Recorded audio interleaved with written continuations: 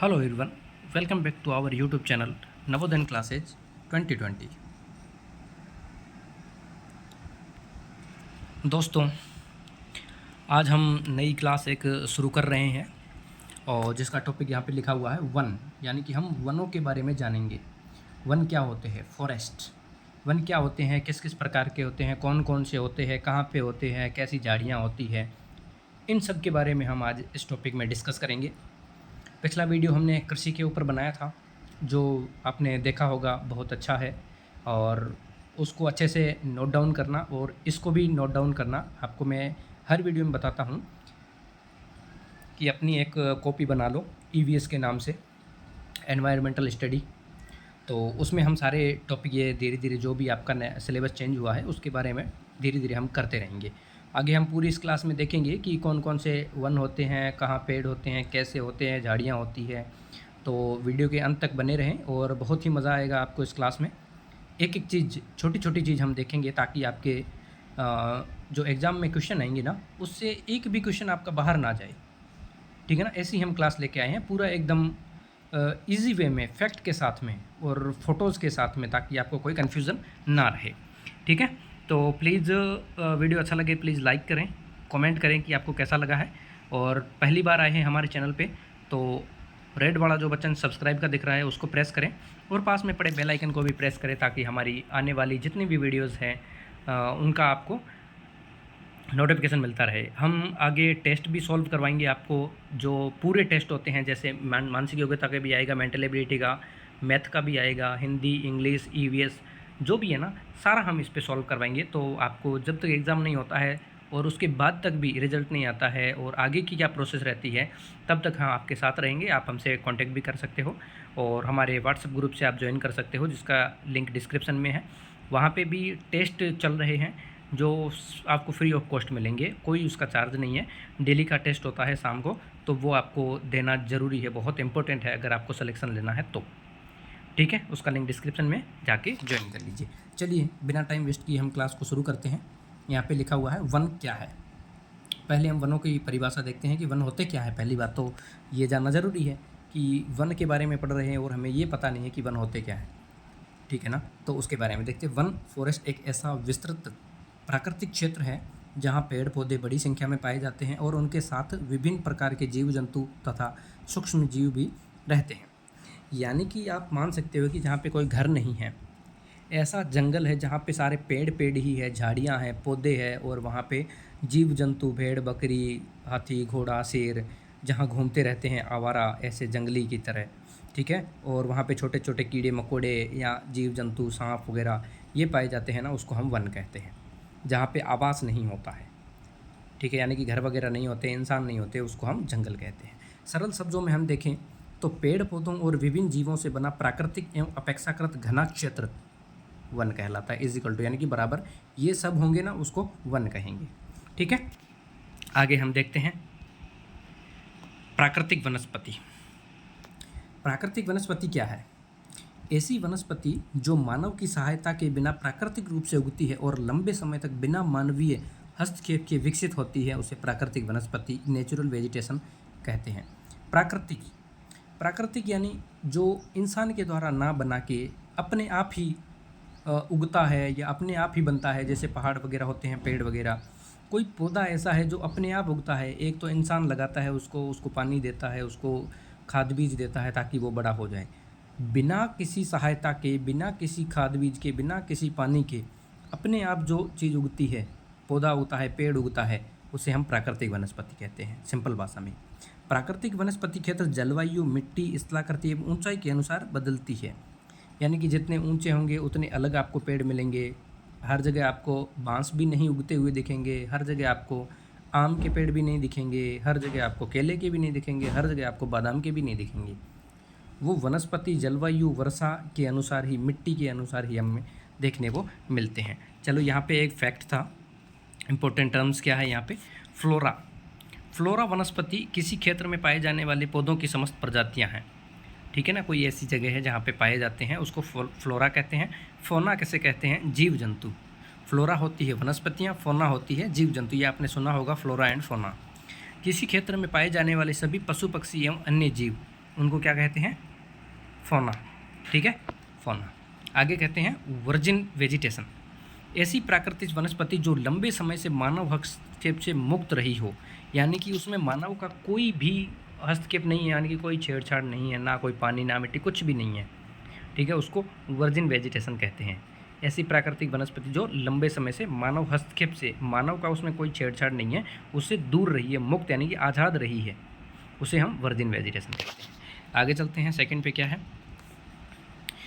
Indigenous या endemic species, ऐसी प्रजातियां जो मूल रूप से किसी विशेष क्षेत्र की हो, ऐसा क्षेत्र जहाँ पे सिर्फ वही होती हो, दूसरे कहीं किसी जगह पे नहीं होती है, और ना ही उसी जगह पे कोई दूसरी चीज़ होती है, उसे हम इंडिजीनियस कहते हैं। इंडिजीनियस। ठीक है, आगे चलते हैं। एक्जोटिक स्पेसीज, स्पेसीज यानी प्रजातियाँ होती है। ठीक है, ऐसी प्रजातियाँ जो किसी दूसरे क्षेत्र, देश से लाई गई हो, यानी कि हमारे भारत में नहीं होती है, बाहर विदेशों से उसको लाया गया और हमारे यहाँ पे रोपण किया गया उसको उपजाऊ मिट्टी में लगा के, और वहाँ पे हम खेती कर दी या पेड़ पौधे लगा दिए, जो भी हम कर सकते हैं, उसको बोलते हैं एक्जोटिक, यानी एक्जोट यानी बाहर से लाया गया स्पेसीज।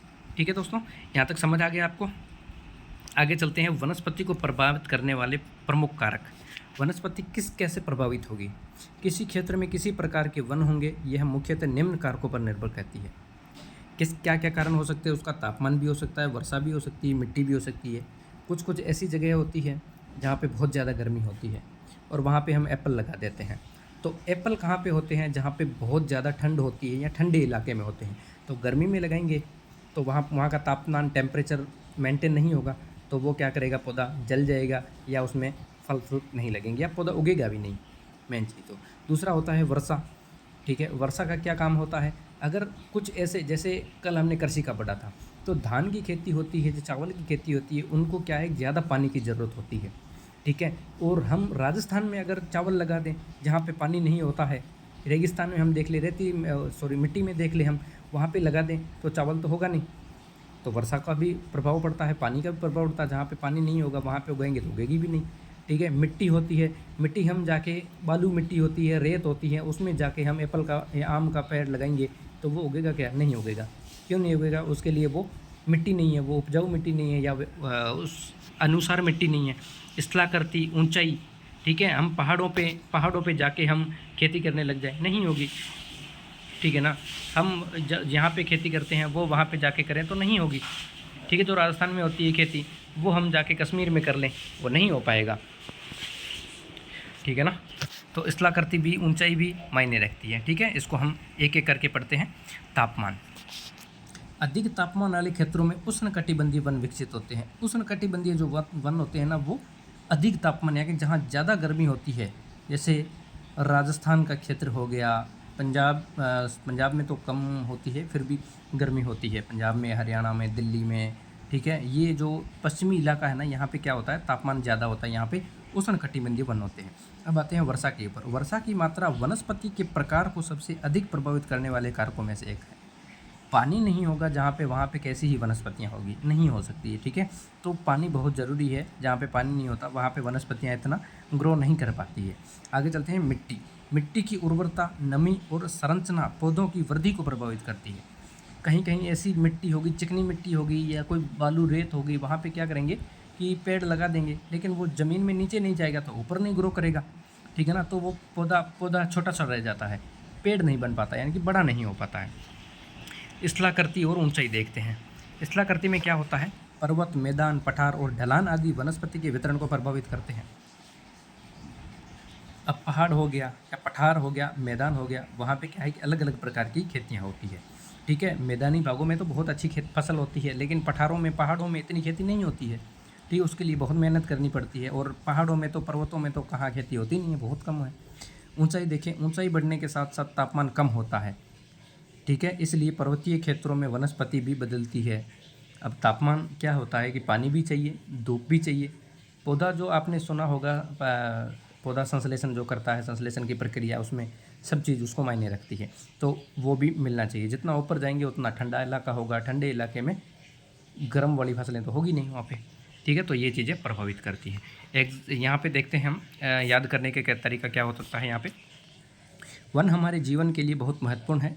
ये हमें ऑक्सीजन देते हैं, जल देते हैं, लकड़ी देते हैं, फल, औषधि और वन्य जीवों का घर प्रदान करते हैं। हमें वन संरक्षण के लिए पर्यावरण संतुलन बनाए रखना चाहिए।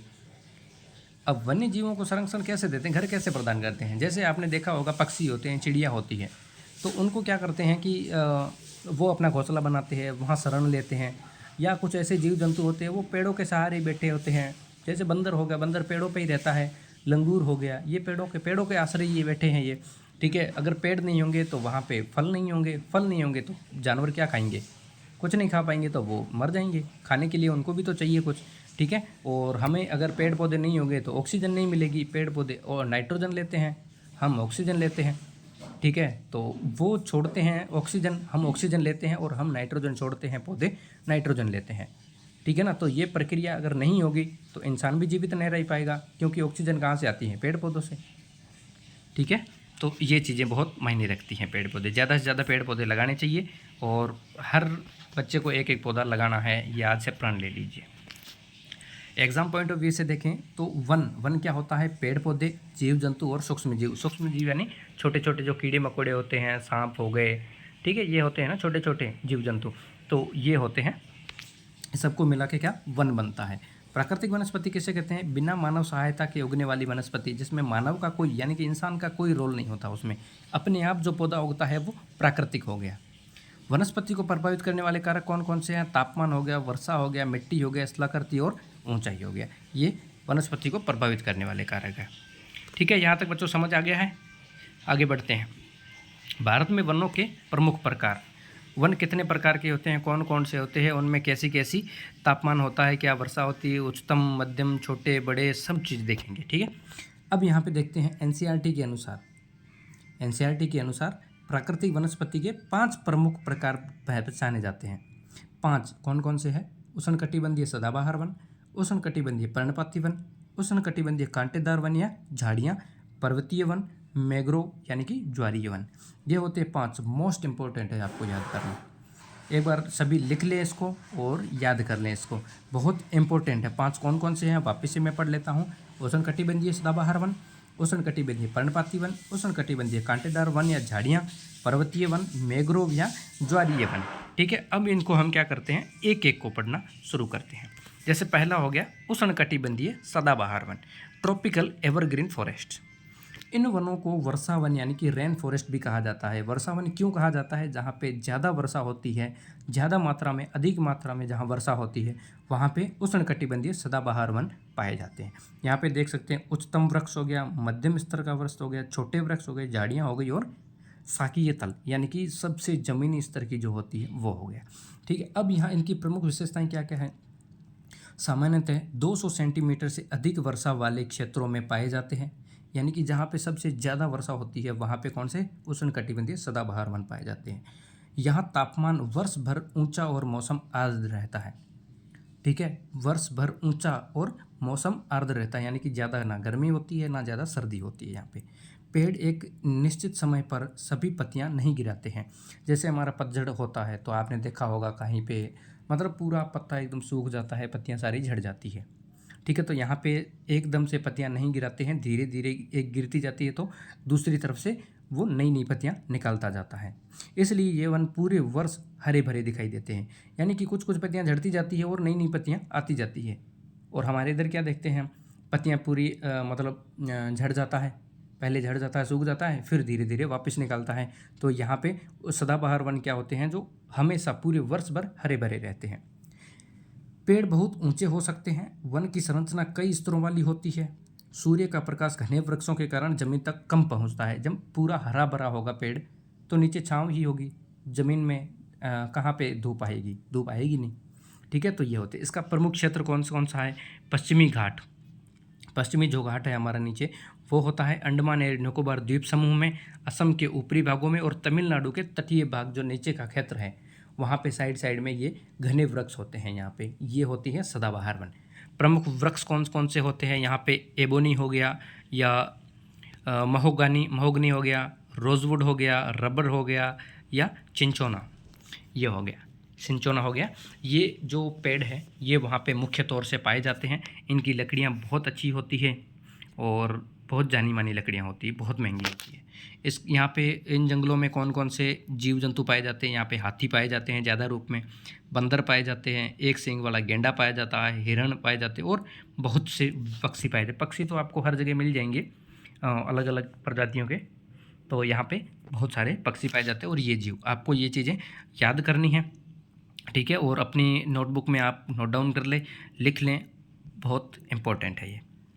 आगे चलते हैं सेकंड नंबर पे। सेकंड नंबर पे कौन सा आता है?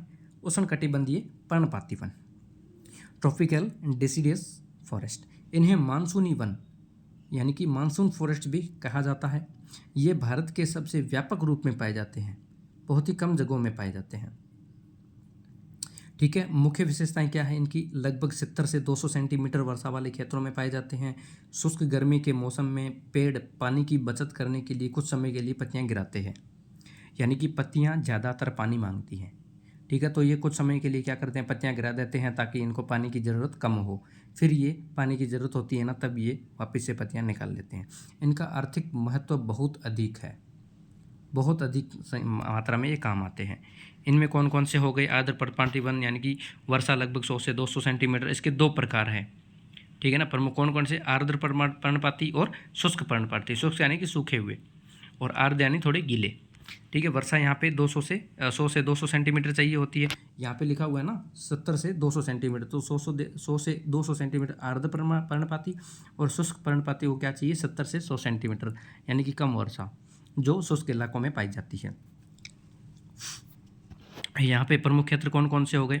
पूर्वोत्तर भारत यानी कि पूर्व और उत्तर के जो बीच में जो भाग है, जैसे हो गया ये असम का भाग हो गया, मणिपुर हो गया, ये भाग जो हो गए, हिमालय की तलहटी वाले हो गए, झारखंड हो गया, पश्चिमी उड़ीसा, ठीक है, पश्चिम का जो उड़ीसा वाला भाग है वो हो गया, छत्तीसगढ़ हो गया, पश्चिमी घाट का पूर्वी ढलान, जो पश्चिमी घाट है उसका जो पूर्व का ढलान है वो वाला भाग है ना, वहाँ पे ये आर्द्र पर्णपाती वन पाए जाते हैं। इसमें प्रमुख से वृक्ष कौन कौन से हैं? यहाँ पे सागौन का पाया जाता है, साल का वृक्ष पाया जाता है, बांस ज़्यादा होते हैं, बम्बू, असम में आपने देखा होगा बांस होते हैं, शीशम हो गया, चंदन हो गया, खेर की जो लकड़ी जानी मानी होती है वो पेड़ हो गए खेर के, ठीक है। तो ये बहुत इंपॉर्टेंट है। आगे चलते हैं शुष्क पर्णपाती वन पे। यहाँ पे लगभग 70 से 100 सेंटीमीटर यानी कि कम वर्षा की ज़रूरत होती है। इनके प्रमुख क्षेत्र कौन कौन से हो गए? प्रायद्वीपीय पठार के अधिक वर्षा वाले भाग हो गए, बिहार वाला भाग है, उत्तर प्रदेश के कुछ कुछ मैदानों में ये वन पाए जाते हैं। इनमें कौन कौन से वृक्ष होते हैं? सागौन के होते हैं, साल का हो गया, पीपल, नीम, ये सारे वन इनमें पाए जाते हैं।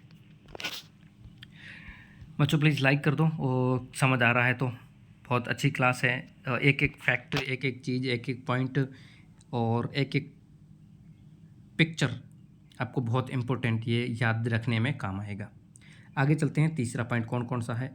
उष्णकटिबंधीय कांटेदार वन एवं झाड़ियाँ।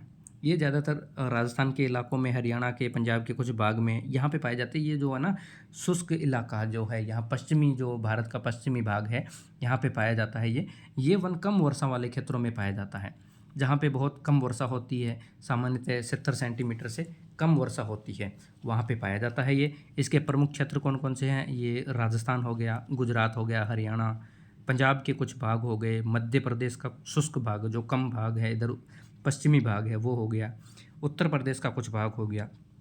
यहाँ पे क्या होते हैं, बहुत जहाँ पे कम पानी की आवश्यकता होती है ना, जैसे कुछ पौधे हैं, कैक्टस हो गया, बबूल हो गया, ठीक है, पाम के कुछ हो गए, ये वाले पौधे कुछ पाए जाते हैं, ठीक है। पौधों की विशेषता, अनुकूलन क्षमता क्या होती है?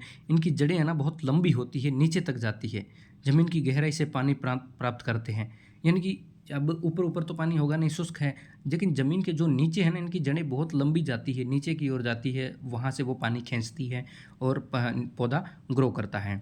छोटे एवं मोटे पत्ते होते हैं, मतलब कि पत्ते छोटे होते हैं लेकिन बहुत क्या बोलते हैं, मोटापा उसका बहुत होता है, होते छोटे से, मोटापा बहुत होता है, वाष्पीकरण कम करते हैं, ठीक है। इनके कांटे लगे होते हैं, पानी की हानि कम करने में सहायक होते हैं ये। इनकी कांटेदार पौधे होते हैं।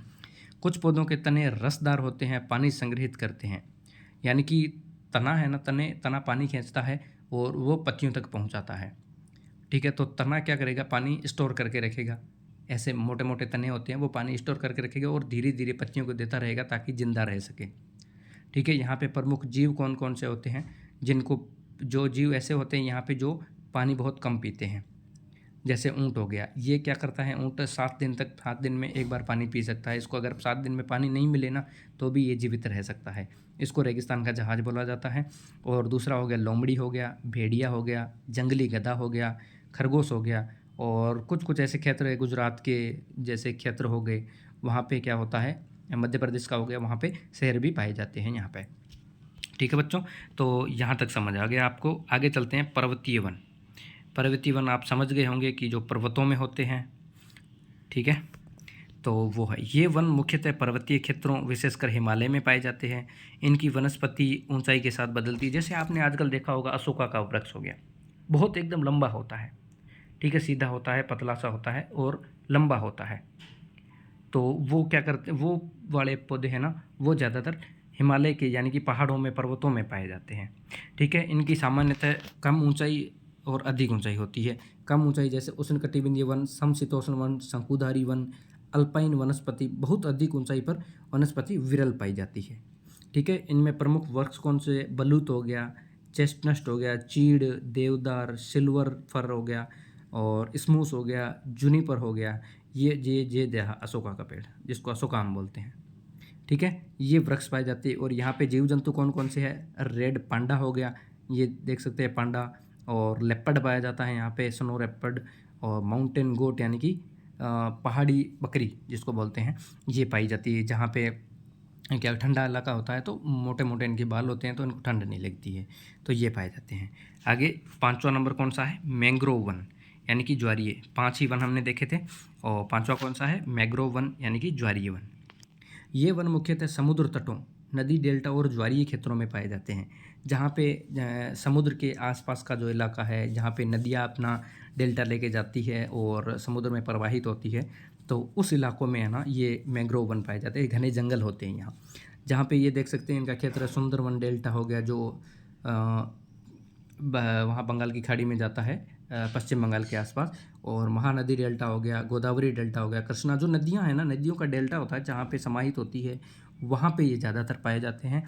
अंडमान निकोबार का हो गया, वहाँ पाए जाते हैं। इनकी प्रमुख विशेषता क्या होती है, मैंग्रोव पौधे जो होते हैं वो खारे पानी और दलदली मिट्टी जैसी कठिन परिस्थितियों में जीवित रह सकते हैं। इनको मीठे पानी की ज़रूरत नहीं होती है, ये खारे पानी में भी, और दलदली जहाँ पे बहुत दलदल सा होता है, गीला होता है, जहाँ पे पैर अगर डालते हैं तो वो सीधा अंदर चले जाते हैं। ठीक है ना, ऐसी मिट्टी में भी ये उग सकते हैं। कुछ मैंग्रोव पौधे श्वसन जड़ें होती हैं जो मिट्टी से ऊपर निकलकर गैसों के आदान प्रदान में सहायक करती है। ठीक है, उनमें क्या होता है, वो मिट्टी होती है ना, उसमें छोटे छोटे छेद होते हैं। ठीक है, तो गैस का उसमें आदान प्रदान होता है, यानी कि बाहर निकल सकती है, अंदर भी जा सकती है। वैसी वो दलदल मिट्टी होती है। ठीक है, जिसमें वो कठोर मिट्टी नहीं होती है और लचीली सी होती है, उसमें पैर डालते ही सीधा अंदर चला जाता है, वैसी मिट्टी होती है, वहाँ पे ये पाए जाते हैं। इसका इम्पोर्टेंट फैक्ट क्या है, सुंदरवन विश्व के प्रसिद्ध मैंग्रोव क्षेत्रों में से एक है, और रॉयल बंगाल टाइगर इसके लिए प्रसिद्ध है। रॉयल बंगाल टाइगर जो बंगाल में सुंदरवन जो डेल्टा है वहाँ पे ये बहुत प्रसिद्ध है, माना जाता है। ठीक है, यहाँ तक आपको पूरा एकदम समझ आ गया है अच्छे से। तो प्लीज़, वीडियो अच्छा लग रहा है तो प्लीज़ लाइक करें, और चैनल पे नए हैं तो प्लीज़ सब्सक्राइब करें। और हमारे व्हाट्सएप ग्रुप से अगर ज्वाइन होना है तो उसका लिंक डिस्क्रिप्शन में है, वहाँ पे आप जुड़ सकते हैं और वहाँ पे टेस्ट दे सकते हैं। आगे चलते हैं, वन हमारे लिए क्यों महत्वपूर्ण है। जो वन है वो हमारा क्या काम है वनों में, क्योंकि वहाँ पे तो पेड़ पौधे होते हैं, जंगल होते हैं, और जीव जंतु जानवर सब रहते हैं वहाँ पे, तो उसमें हमारा लिए क्या काम है, ये जानना बहुत इम्पोर्टेंट है। वन हमारे लिए क्या काम करते हैं, हम इनको क्यों ग्रो करवाएं, क्यों इनकी निगरानी करें, क्यों इनको आगे ग्रो करने के लिए, हम इसको बढ़ाने के लिए हम इसको बढ़ावा दें, क्यों हमारे लिए इम्पोर्टेंट, हमें क्या देते हैं। तो यहाँ पे देखते हैं, वर्षा में सहायता करते हैं ये वन, जल चक्र को प्रभावित करते हैं और वातावरण में नमी बनाए रखने में महत्वपूर्ण भूमिका निभाते हैं।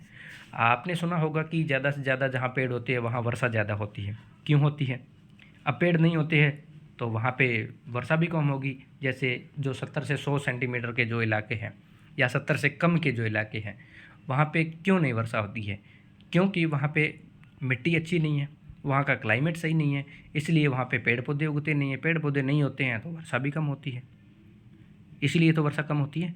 अब वर्षा लाने के लिए हमें पेड़ पौधे इंपॉर्टेंट होते हैं, तो ये एक फैक्टर हो गया। ठीक है। दूसरा है जलवायु नियंत्रण। पेड़ कार्बन डाइऑक्साइड का अवशोषण करते हैं और जलवायु संतुलन को करने में सहायता करते हैं। ये मैंने सबसे पहले बताया था कि कार्बन डाइऑक्साइड है वो पेड़ पौधे लेते हैं और ऑक्सीजन छोड़ते हैं, ठीक है ना। पेड़ पौधे लेते हैं और ऑक्सीजन छोड़ते हैं, और हम क्या करते हैं, ऑक्सीजन लेते हैं और कार्बन डाइऑक्साइड छोड़ते हैं जो पौधे ग्रहण करते हैं। तो हमारा डायरेक्ट कनेक्शन पेड़ पौधों से है। तो पेड़ पौधे हमारे लिए बहुत ज़रूरी है, हमें सांस लेने के लिए भी बहुत ज़रूरी है। आगे चलते हैं, शुद्ध वायु शुद्धिकरण। वायु शुद्धिकरण, वायु को शुद्ध करने के लिए, जैसे पेड़ वातावरण से CO2 लेते हैं, कार्बन डाइऑक्साइड लेते हैं और प्रकाश संश्लेषण के दौरान ऑक्सीजन छोड़ते हैं। ये वही चीज़ हो गई है अभी जो मैंने बताई वो, ठीक है ना, कि वो कार्बन डाइऑक्साइड लेते हैं और ऑक्सीजन छोड़ते हैं, जो हम ऑक्सीजन लेते हैं, और हम कार्बन डाइऑक्साइड छोड़ते हैं वो पेड़ पौधे लेते हैं। तो ये वायु का शुद्ध हो गया, ठीक है ना, वायु शुद्ध होगी। यहाँ पे मिट्टी का संरक्षण, मिट्टी को बचाते हैं। पेड़ों की जड़ें मिट्टी को बांधकर मृदा अपरदन को कम करती हैं। अब जहाँ पे पेड़ होगा ना, आप एक बार ये करके देखना कि एक लाइन में ना 10-15 आप पेड़ लगा देना, पौधे लगा देना, वो धीरे धीरे बड़े हो जाएंगे, ठीक है। तो वो पौधे लगाना, और फिर आप देखना कि जो मिट्टी है ना वो धीरे धीरे वहाँ पे आके रुकती जाती है, उनकी जड़ों के पास आके रुकती जाती है और धीरे धीरे वहाँ पे जमा होती है, और एक लाइन में आप देखोगे ना तो टीला सा बन जाएगा, वहाँ पे मिट्टी इकट्ठी हो जाएगी। तो वो मृदा का संरक्षण, यानी कि मृदा को आगे जाने में, रेत को आगे जाने में ये बचाव करती है। दूसरा है जल संरक्षण, पांचवा है जल संरक्षण। वन वर्षा के पानी के अवशोषण और भूजल पुनर्भरण में सहायता करते हैं, ठीक है। जहाँ पे अब पेड़ पौधे लगा दिए आपने, ठीक है, तो वहाँ पे एक दीवार सी बन गई, वहाँ पे मिट्टी इकट्ठा हो गई। अब पानी क्या करेगा, उसके आगे नहीं जाएगा, वहाँ पे जमा हो जाएगा। तो वो जल का भी संरक्षण करती है, यानी कि पानी को आगे बहने से बचाती है, एक जगह इकट्ठा करके रखती है, कभी भी ज़रूरत हुई वहाँ से पानी ले सकते हैं हम। तो जल का भी संरक्षण करती है। आगे छठा क्या है, वन्य जीवों का घर है। वन लाखों पौधों और जीव जंतुओं को भोजन, आश्रय और प्रजनन का स्थान प्रदान करते हैं। ये भी मैंने पहले आपको बताया कि पेड़ होगा तो वहाँ पे घोंसला भी होगा, तो वहाँ चिड़िया का क्या हो गया, घर हो गया, ठीक है। और जंगली जो जानवर हैं वो पेड़ों के पीछे छिपते रहते हैं, वहीं चलते रहते हैं, तो उनका खाने के लिए पत्ते चाहिए, उनको घास चाहिए, तो वो जंगल में ही मिलेगा, तो उनका भी आश्रय है, भोजन उनको मिलते हैं, वहाँ पे वो रह सकते हैं, झाड़ियों में छिपकर रहते हैं, तो वो उनका घर हो गया, आश्रय मिलता है। प्रजनन, यानी कि वहीं पे वो बच्चे वगैरह देते हैं, तो उनके लिए वो आसरा बन जाता है, ठीक है। तो उनका घर होता है, उनके लिए भी बहुत इम्पोर्टेंट है। आगे देखते हैं आर्थिक महत्व। हमारे लिए आर्थिक रूप से क्या काम आते हैं ये देखो, वनों से हमें क्या क्या प्राप्त होता है। लकड़ी मिलती है जिसको हम जलाते हैं, हमारे घर रोटी बनती है। आजकल चलो गैस आ गया है, लेकिन लकड़ी बहुत इंपॉर्टेंट है। लकड़ी से हमारे दरवाजे खिड़कियाँ ये भी बनाते हैं। बांस इंपॉर्टेंट है, बांस मिलते हैं हमें। गोंद जो होता है हम खाते हैं वो मिलते हैं। औषधीय पौधे जो होते हैं उनसे हमें औषधियाँ मिलती है। लाख मिलता है, शहद मिलता है, रेजिन, फल एवं अन्य लघु वनोपज मिलते हैं। यानी कि हमें पेड़ पौधों से है ना बहुत कुछ चीज़ें मिलती है, वो भी नेचुरल होती है और हमारे शरीर के लिए, स्वास्थ्य के लिए भी बहुत महत्वपूर्ण है, ठीक है ना। तो ये चीज़ें हमें मिलती हैं। आगे चलते हैं, हमें याद करने क्या है, वन हमें जीवन देते हैं, हमें उनका संरक्षण करना हमारा कर्तव्य है, ये चीज़ याद रखनी है। जीवन कैसे देते हैं वो हमने अभी सारे पॉइंट पढ़े, तो ये हमें कैसे जीवन प्रदान करते हैं। अब आगे चलते हैं, 7वां पॉइंट क्या है, वन संरक्षण के उपाय। वनों को हम कैसे बचा सकते हैं, वनों को बचाने के लिए हमें क्या क्या करना चाहिए। देखिए, अधिक से अधिक वृक्ष लगाएं।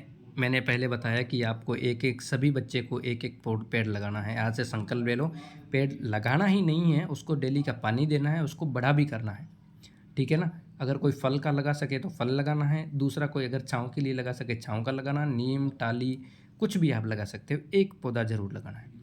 अनावश्यक पेड़ों की कटाई को रोकें। कोई अगर पेड़ों की कटाई कर रहा है तो उसको हमें रोकना चाहिए। जंगलों में आग से बचाओ। जंगल में अगर आग लगती है या ऐसी कोई चीज़ ना करें कि उससे आग लग जाए। अगर बाई चांस आग लगती है तो उसके बुझाने में भी हमें गवर्नमेंट की या सरकार की सहायता लेनी चाहिए। कागज़ का पुनर्चक्रण करें, यानी कि कागज़ किससे बनते हैं, पेड़ों से ही, छाल से बनते हैं। तो उसको हम क्या करना है, कागज़ अगर ख़राब हो जाता है ज़्यादा, उसको वेस्ट नहीं करना है, उसका बचाव करना है हमें। अवैध कटाई से रोकें। कटाई रोकें, जो कटाई कर रहे हैं उनको रोकना है। वन्य जीवों का संरक्षण करना है। राष्ट्रीय उद्यान या अभयारण्यों को सुरक्षित रखना है। स्थानीय प्रजातियों के वृक्ष लगाने हैं, यानी कि जहाँ अगर कुछ ऐसी, जैसे हमने क्लाइमेट देखा, जलवायु देखी, जहाँ पे जैसा पौधा लगता है ना, कि हम देखें कि जो शुष्क इलाका है वहाँ पे हम सोचें कि आम लगाएंगे या हम सेब का पेड़ लगाएंगे, एप्पल का लगाएंगे, तो वो नहीं उगेगा। ठीक है, तो जहाँ पे स्थानीय जो जलवायु है या प्रजातियाँ हैं, यहाँ पे अब यहाँ पे क्या लग सकता है, नीम लग सकता है, बबूल लग सकता है, टाली लग सकती है, तो ये हमें लगाना चाहिए। ठीक है, लोगों में पर्यावरण जागरूकता बढ़ाना है। अपने आप लगाओगे तो अपने दोस्त को भी बताओ, मम्मी पापा को भी बताओ कि हमें लगाना है एक पेड़, तो ऐसे होगा। ठीक है,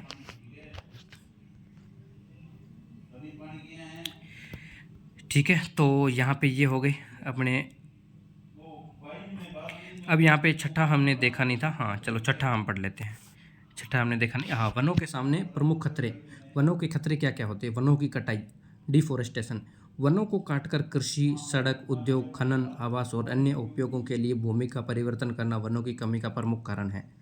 जैसे हम घर बनाते हैं तो वहाँ पे अगर पेड़ लगा हुआ है तो उसको हम काट के वहाँ घर बनाते हैं। सरकार क्या करती है, सड़क बनाती है तो वहाँ पे जितने भी पौधे होते हैं, पेड़ होते हैं, उनको सारों को कटाई करके पूरा वो समतल करके फिर सड़क बनाती है। या कृषि करते हैं, खेती करते हैं, तो हमें पेड़ों को काट के खेती करते हैं, ऐसा नहीं करना चाहिए। अगर सड़क है तो उसको पेड़ों के साइड में लेके चलो, और ठीक है ना। अगर हम घर बना रहे हैं तो अगर पेड़ हो सके तो उसके पास में बनाएं, या पेड़ जो लगा हुआ है उसकी जगह दूसरा पेड़ लगा दे वहाँ पे पास में। ठीक है ना, ऐसा हमें करना चाहिए ताकि पेड़ों को हम बचा सकें। आगे अन्य खतरे कौन कौन से हैं यहाँ पे? वनामनी हो गया, यानी कि आग लगना। खनन करना, यानी कि पेड़ पौधों को काट कर हमें उसके खनन करते हैं।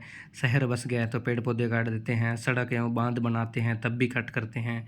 कृषि का विस्तार, यानी कृषि को बढ़ाते हैं आगे तो पेड़ों को कटाई कर देते हैं। अत्यधिक चराई के लिए, यानी कि मवेशियों के खाने के लिए भी हम कर देते हैं। जलवायु परिवर्तन, अवैध कटाई, इन सब को हमें रोकना पड़ेगा। यदि वन नष्ट होंगे तो जलवायु, वर्षा, मिट्टी, जल एवं वन्य जीव सभी प्रभावित होंगे। ये हमने देखा आगे कि क्या क्या हम प्रभावित हो सकते हैं। वर्षा भी नहीं होगी, जलवायु भी परिवर्तन होगी, ज़्यादा अगर पेड़ों की कटाई करेंगे तो ज़्यादा गर्मी होगी, फिर हमें ही नुकसान है। एग्ज़ाम पॉइंट ऑफ व्यू से देखें तो वन हमारे जीवन के लिए अनिवार्य है, इसका उनका संरक्षण करना चाहिए, आवश्यक है। अब आगे एक ट्रिक है, छोटी सी ट्रिक से पढ़ते हैं। ट्रिक क्या है? ये, जय, मी, जा, आ लो। ठीक है, ये से क्या हो गया? वर्षा, जय से जलवायु, मी से मिट्टी, जा से जल, आ से आश्रय वन्य जीवों के लिए, आ से आर्थिक महत्व है, आ से अन्य उपज, लो से लोगों के लिए लाभ। इसको आप लिख लेना, याद कर लेना, बहुत ज़रूरी है। आगे चलते हैं, भारत के वन महत्वपूर्ण आंकड़े। ये छोटा सा एक हम देखेंगे कि जो वन संरक्षण होता है उसका हम देखते हैं कि क्या क्या आंकड़े हैं। इसको थोड़ा सा एक बार आप याद कर लेना अगर हो सके तो, और लिख लेना, आपको याद हो जाएगा। ठीक है ना, तो इसको हम आंकड़ों को देखते हैं। ये भारत सरकार के द्वारा जारी करती हैं, हर साल जारी करते हैं कि कितनी वन है, कितनी कटाई हो गई है, कहाँ पे संरक्षण करना है। ये India state of forest report ISFR 2023 की रिपोर्ट है। ये भारतीय वन सर्वेक्षण जो FSI है द्वारा प्रकाशित किया गया है। यह रिपोर्ट हर 2 वर्ष में प्रकाशित होती है, 2 सालों में होती है। 2023 या 2025 की हो गई होगी तो देखनी पड़ेगी। वो फॉरेस्ट सर्विस ऑफ इंडिया है, FSI के द्वारा ये। ठीक है, ये 2023 के आंकड़े हैं, एक बार हम इसको देख लेते, रीड करते हैं। फॉरेस्ट कवर कितनी हुई है? 7,15,343 किलोमीटर स्क्वायर, यानी कि एरिया है फॉरेस्ट का। ठीक है, इसमें पेड़ पौधे कितने हैं? 1,12,014 किलोमीटर स्क्वायर है। और कुल फॉरेस्ट एंड ट्री मतलब टोटल दोनों का कितना हो गया? 8,27,357 किलोमीटर स्क्वायर है। और देश भौगोलिक क्षेत्र का फॉरेस्ट कवर कितना करता है? 21.76% पेड़ पौधे कवर करता है। फॉरेस्ट प्लस ट्री कवर कितनी करता है? 25.17%। ठीक है, इसको याद करना, थोड़ा सा छोटा सा ही है। और इसका महत्वपूर्ण तथ्य क्या है? 2021 की तुलना में भारत के कुल forest plus and tree cover में 1445 किलोमीटर स्क्वायर की वृद्धि दर्ज की गई, यानी कि पेड़ पौधे बहुत ज़्यादा लगे हैं, इनका एरिया बढ़ गया है। तो आने वाले समय में और भी ज़्यादा बढ़ाना है हमें। ठीक है, इसलिए हमारी आने वाली जनरेशन है, इनको ध्यान रखना है कैसे। अब भारत के वनों से जुड़े कुछ फैक्ट्स हैं, इंपॉर्टेंट फैक्ट है, वो हम थोड़ा सा देख लेते हैं, जो परीक्षा में बार बार पूछे जाते हैं। कि ये क्या है, वो क्या है, इसको क्या कहते हैं वो। तो थोड़ा सा हम 4-5 क्वेश्चन ये देख लेते हैं फैक्ट। वनों का अध्ययन करने वाली भारतीय संस्था, इसका नाम क्या है? FSI, अभी हमने पढ़ा था, फॉरेस्ट सर्वे ऑफ इंडिया। इसको आपको याद करना है, ये इसमें महत्वपूर्ण हो जाएगा कि कौन सी संस्था इसका सर्वे करती है कि कितने वृक्ष है पहले से और कितने बड़े हैं या घटे हैं, कटाई हुई है या बढ़ोतरी हुई है, पेड़ पौधे लगाए गए हैं। तो इसका सर्वे कौन करता है? Forest survey of India, FSI। FSI का मुख्यालय कहाँ पे है? देहरादून में, उत्तराखंड में है। India state of forest report ISFR हर 2 वर्ष में प्रकाशित होती है। कितने वर्ष में पूछ सकते हैं, कितने वर्षों में होती है? हर 2 वर्ष में होती है। भारत में प्राकृतिक वनस्पति के 5 प्रमुख प्रकार माने गए हैं, जो हमने ऊपर पढ़े थे। एक बार आपने अगर नए जुड़े हो तो आप शुरू से वीडियो देख सकते हो, वहाँ पे आपको पता चल जाएगा। और ट्रॉपिकल, यहाँ पे हम देखते हैं, ट्रॉपिकल डिसिडियस फॉरेस्ट भारत में सबसे व्यापक रूप से पाए जाते हैं। कौन से? ये ट्रॉपिकल, ठीक है। ट्रॉपिकल एवरग्रीन फॉरेस्ट अधिक वर्षा वाले क्षेत्रों में पाए जाते हैं। टाउन फॉरेस्ट सामान्यतः 70 सेंटीमीटर से कम वर्षा वाले क्षेत्रों में पाए जाते हैं। ये हमने आगे पढ़ रखा है पहले से ही, तो ये वही चीज़ें हैं, ठीक है। मैंग्रोव वन है जो ज्वारीय एवं डेल्टा क्षेत्रों में पाए जाते हैं। सुंदरवन मैंग्रोव वनों के लिए प्रसिद्ध है। सुंदरवन जो डेल्टा है वो मैंग्रोव वनों के लिए प्रसिद्ध है। सागौन जो टीक है वो पर्णपाती वनों की प्रमुख प्रजाति है। ये आपको याद करना पड़ेगा थोड़ा सा, ठीक है। आगे चलते हैं। कैक्टस और बबूल जो है वो कांटेदार वनों की प्रमुख प्रजातियां हैं, जो झाड़ियों में पाए जाते हैं, कांटेदार झाड़ियाँ, ठीक है। ऊंचाई बढ़ने के साथ पर्वतीय वन बदलती है, यानी कि ऊंचाई ज़्यादा बढ़ती है तो वहाँ पर्वतों में ऊंचाई बढ़ती है ज़्यादा ऊपर, तो वहाँ पे पेड़ पौधे अलग होते हैं। फ्लोरा क्या है? वनस्पति है। और फौना क्या है? जीव जंतु है, ये प्रजातियाँ हैं। वनों की कटाई को डिफॉरेस्टेशन कहते हैं।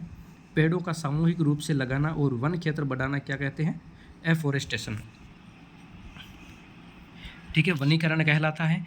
मैंग्रोव पौधों की विशेष श्वसन जड़ों को क्या कहते हैं?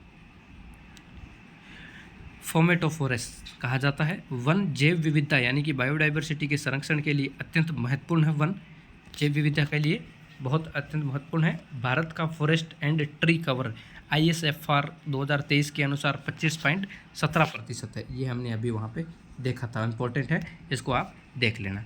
आगे एक नोट दिया गया है लास्ट में, वन हमारे जीवन, जलवायु और जैव विविधता के लिए अत्यंत आवश्यक है। इन्हें हमें बचाना बहुत ज़रूरी है, तभी तो हमारी पृथ्वी बच पाएगी।